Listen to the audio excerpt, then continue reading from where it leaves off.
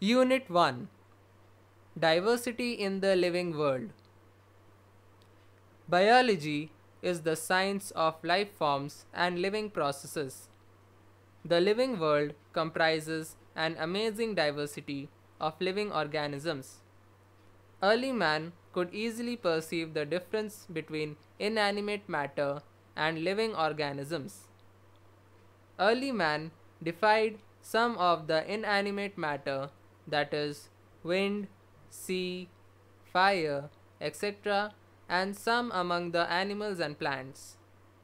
A common feature of all such forms of inanimate and animate objects was the sense of awe or fear that they evoked. The description of living organisms, including human beings, began much later in human history. Societies which indulged in anthropocentric view of biology could register limited progress in biological knowledge.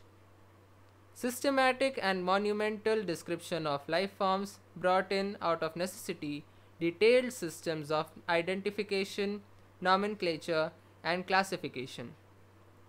The biggest spin-off of such studies was the recognition of the sharing of similarities among living organisms both horizontally and vertically. That all present day living organisms are related to each other and also to all organisms that ever lived on this earth was a revelation which humbled man and led to cultural movements for conservation of biodiversity.